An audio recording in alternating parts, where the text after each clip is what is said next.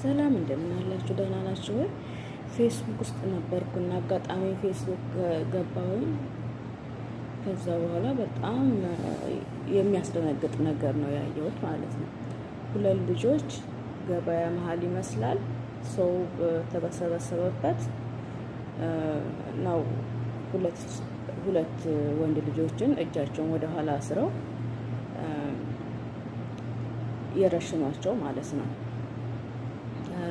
የልብሱ መለያ ብዙ እኔ ለይቼ አላውቅም ብዙ ጊዜ ማለት ነው። ግን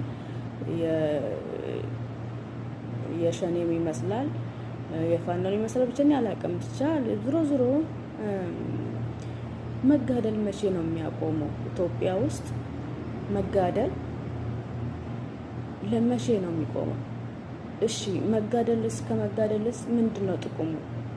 ማለት አንድ ሰው ከሞተ በኋላ ከሞተ ነው አፈር ነው የሚሆነው። በቃ ሲቀበራል ካላስ ምንድን ነው ጥቅሙ? ምንድን ነው ያ ሰው ቢኖር ከምንገለው ቢኖር ምንድን ነው የሚቀንስባቸው? እኔ አንድ ምንም ነገር ሊገባኝ አልቻለም። እሺ እስከ መቼ ነው እንደዚህ የሚጋደሉት? እስከ መቼ ነው? እሺ አላማውስ ምንድን ነው? እነዚህ ወጣቶች ልጆች ናቸው፣ ብዙ መስራት ይችላሉ። ሰው ከኖረ ነው ብዙ ነገር መጠቃቀም የምንችለው። ከሞተ በኋላ ሰው ሞተ ነው በቃ። ምንም ነገር ማንንም ሊጠቅም አይችልም። ስለዚህ መቼ ነው ሞት የሚቆመው ኢትዮጵያ ውስጥ? ሁልጊዜ እኔ ግራ የሚገባኝ ነገር ይሄ ነው በቃ። መጋደል፣ መጠላላት፣ መተማማት እስከ መቼ? እሺ አሁን ሸኔ ነው እያሉ ያሉት ማለት ነው። ሸኔ እሺ ሸኔ ብንልም እሺ የሸኔ ዓላማ ምንድን ነው? መቼ ነው የሚቆመው? መቼ ነው? በቃ ሰውን መግደል ብቻ ነው ዓላማው? ምንድን ነው?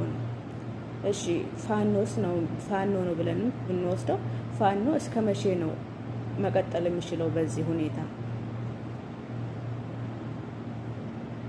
ዓላማቸውስ ምንድን ነው? ከዚህ ሰውን ከመጋደልስ ምንድን ነው ትርፉ? ምንድን ነው የሚያገኙት? ምንድን ነው ጥቅማቸው? እኔ ምንም ነገር ሊገባኝ አልቻለም። በእውነት በጣም ነው ልቤን የሰበረው። ደግሞ አጋጣሚ ፌስቡክ ውስጥ ገባሁኝ ዛሬና አሳዘነኝ በጣም ልቤ ስብር አለ።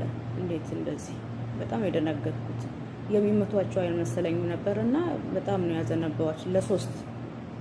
ለሶስት ነው እንትን ያሉት ማለት ነው። ለማንኛውም በጣም ነው የሚያሳዝነው። ይሄ ነገር መቆም አለበት።